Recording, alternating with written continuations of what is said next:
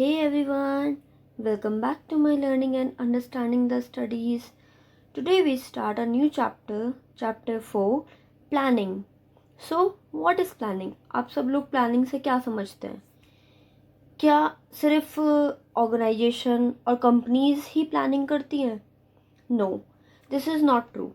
चाहे वो गवर्नमेंट हो, चाहे प्राइवेट बिजनेस हो, चाहे स्मॉल बिजनेस हो या फिर हम खुद हो, हम सब लोग प्लानिंग करते हैं. प्लानिंग हर चीज़ में रिक्वायरमेंट होती है.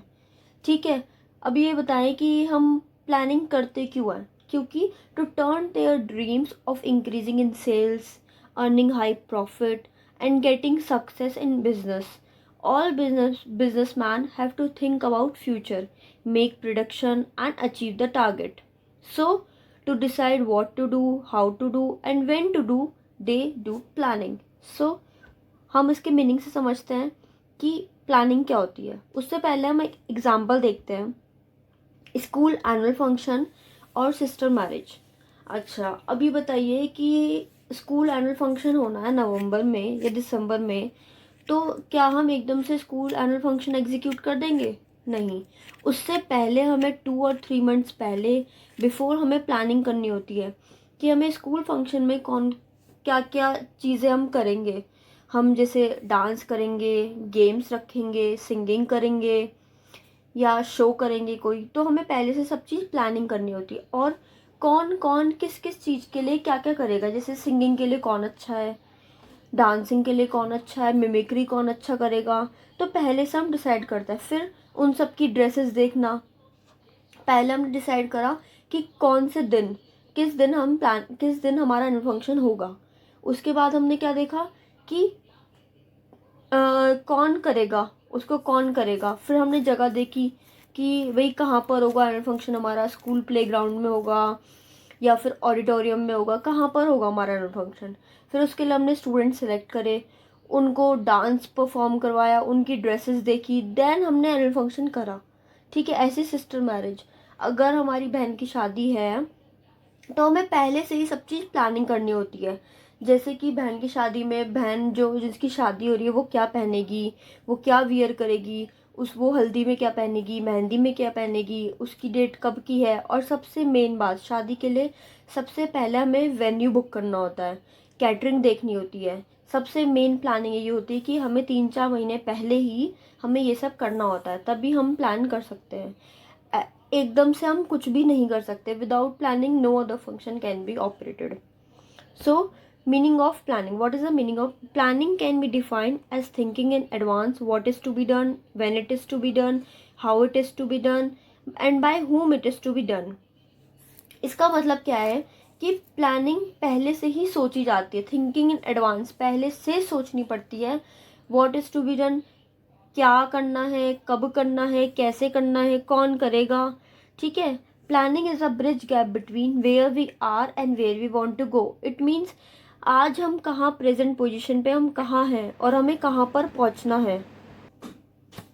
So planning is the first function of management and without planning no other function can be operated. So next is nature and characteristics of planning. Planning is a goal oriented. Planning is primary function. Planning is pervasive. Planning is a continuous process. Planning is forward looking. Planning is involves choice. Planning is directed toward efficiency. Planning is goal oriented. Goal oriented means planning starts with determination of objective. We cannot think of planning as absence of objective. सबसे पहले हमारा objective set होना चाहिए कि हमें क्या achieve करना है, क्या हमारा मेन पर्पस है प्लानिंग करने का, तभी हम प्लानिंग को कर सकते हैं. अगर हमारा यही नहीं डिसाइड कि हमें करना क्या है तो हम प्लानिंग किस चीज़ की करेंगे. सबसे पहले हमें ऑब्जेक्टिव डिसाइड करना होता है कि हमें ऑब्जेक्टिव क्या है. फिर प्लानिंग देखते हैं कि प्लानिंग कैसे करनी है, उसके मेथड, प्रोसीजर, स्टेप्स कौन कौन से हम अपने ऑब्जेक्टिव को अटेन करने के लिए हम प्लानिंग फॉलो करेंगे, प्लानिंग का प्रोसीजर बनाएंगे. ठीक है. Next is primary function.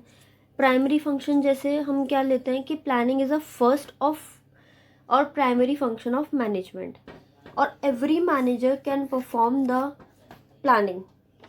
हमने क्या कहा कि जो हमारा प्लानिंग में प्राइमरी फंक्शन है। इसको हमने प्राइमरी फंक्शन क्यों कहा? क्योंकि सबसे पहले हर ऑर्गेनाइजेशन, हर कंपनी, हम डेली रूटीन में भी सबसे पहले हम प्लानिंग को ही करते हैं। तो planning is the first function of the management. So सबसे पहले हमें प्लानिंग ही करनी होगी। कोई भी अदर फंक्शन एग्जीक्यूट नहीं होगा जब तक प्लानिंग नहीं होगी।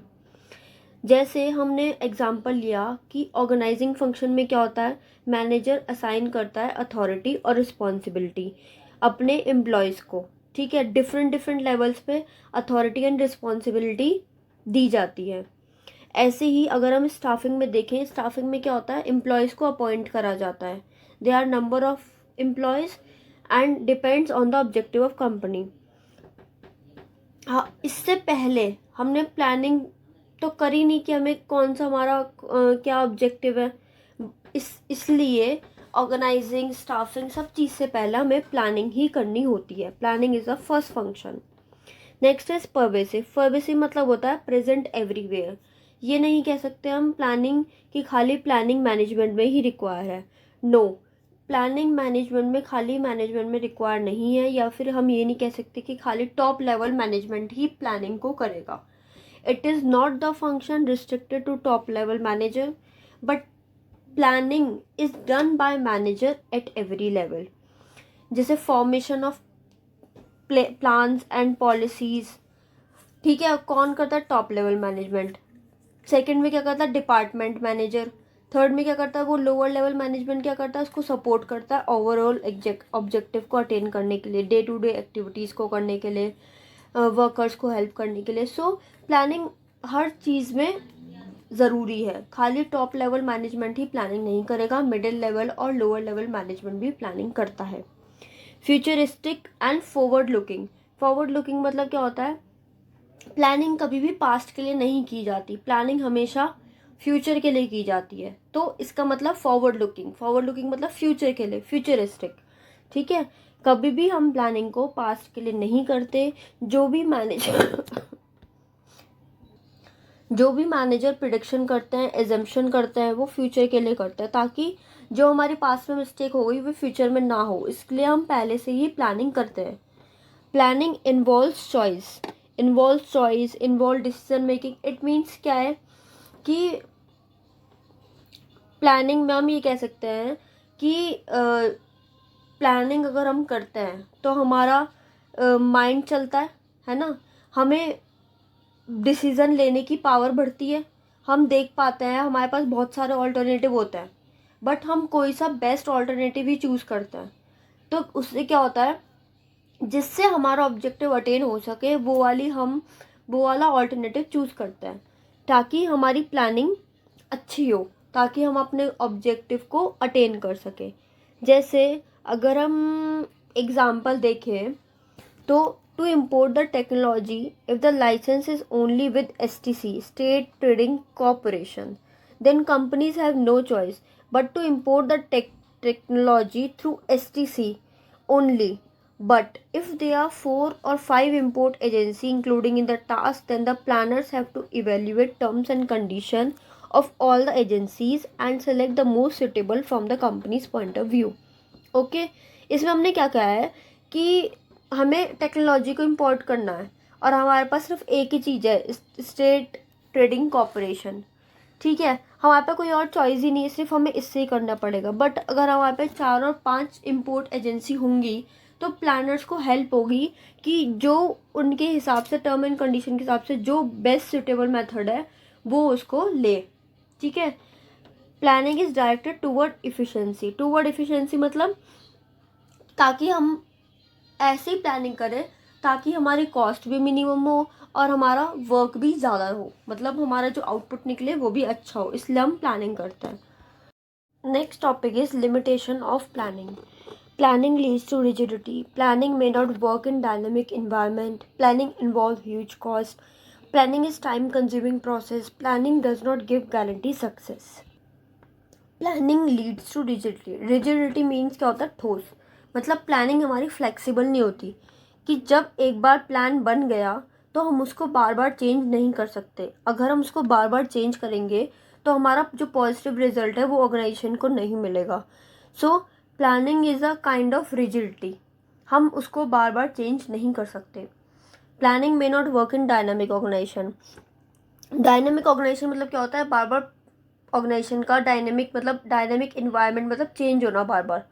Business environment is very dynamic and they are continuously changing, take place in economic, political and legal environment. It become very difficult to forecast these future changes. Planning may fail if the changes are very frequent. हमने मान लो planning तो कर ली, ठीक है, manager ने planning तो कर ली कि हम ऐसे ऐसे करेंगे, बट अगर इन्वायरमेंट बार बार चेंज हो रहा है, जैसे एकदम डिमोनेटाइजेशन हो जाना, तो इन्वायरमेंट चेंज हो गया. पॉलिटिकल पार्टी मतलब कि हमारा जो वो है पॉलिटिकल, वो चेंज हो जाए, जैसे नरेंद्र मोदी एकदम चेंज हो जाए, तो वो जो न्यू आएंगे वो अपनी कुछ अलग पॉलिसीज़ लेके आएंगे, है ना. कुछ ना कुछ अगर एकदम चेंज हो जाए तो हमारी प्लानिंग फेल भी हो सकती है. तो planning may not work in dynamic environment. Next is it involve huge cost. Planning में हमें बहुत ज़्यादा कॉस्ट लगती है. Planning process involve lot of cost because it is intellectual process and companies need to hire professional experts to carry on these process. It is mean कि planning हम एकदम करेंगे. It means प्लानिंग जब हम करते हैं तो हमें प्रोफेशनल कोई भी हायर करना पड़ता है अपनी कंपनी में, उनको सैलरी देना, उनको मनी देना. अगर उन्होंने कुछ भी प्लांट कुछ भी चीज़ मंगाई है, इक्विपमेंट्स वगैरह, तो उसमें मनी बहुत लगती है ना. इसका मतलब क्या है कि वो ह्यूज कॉस्ट है. जब हम प्रोफेशनल एक्सपर्ट्स को बुलाएंगे तो उसके लिए तो हमें ह्यूज कॉस्ट चाहिए ही. Planning is a time consuming process. Planning process is time consuming process because it take long time to evaluate the alternative and select the best one. Yeah, it's true. It means अगर हम planning कर रहे हैं तो बहुत लंबा process है, बहुत ज़्यादा टाइम भी जाएगा, क्योंकि हमारे पास बहुत सारे ऑल्टरनेटिव होते हैं. एकदम हम कुछ भी सेलेक्ट नहीं कर सकते. हमें जो बेस्ट लगेगा हम उसको ही सिलेक्ट करेंगे, और बेस्ट को ढूंढने के लिए हमें थोड़ा बहुत टाइम तो लगता ही है. So planning is a time consuming process. Planning does not give guarantee success. Yes, planning does not give guarantee success means जैसे हमने बताया कि environment का एकदम चेंज हो जाना, हम ये नहीं कह सकते आज हमने प्लानिंग करी है तो वो सक्सेस ही होगी. प्लानिंग हमेशा सक्सेस नहीं होती है. कभी कभी कुछ सर्कमस्टांसेस, कुछ ऐसी एकदम चीज़ आ जाती है जिससे हमारी प्लानिंग फेल हो जाती है. Sometimes managers have false sense of securities that plans have worked successfully in past, so these will be working future also. It is not true that if a plan has worked successfully in past, it will bring success in future also. It means जैसे हम कह सकते हैं कि किसी manager ने अपने past को देखा कि ये वाली हमने पास्ट में प्लानिंग करी थी और ये बहुत सक्सेसफुल हुई, और उसने वही चीज़ फ्यूचर में लगा दी. तो ज़रूरी नहीं है जो पास्ट में हो चुका वो फ्यूचर में भी होगा. हमारी पास्ट में प्लानिंग सक्सेसफुल हो चुकी थी तो फ्यूचर में भी होगी. It's not true. Guys, for watching my video, please do like, comment, share and subscribe. And if any query, please write down in comment box. So thank you.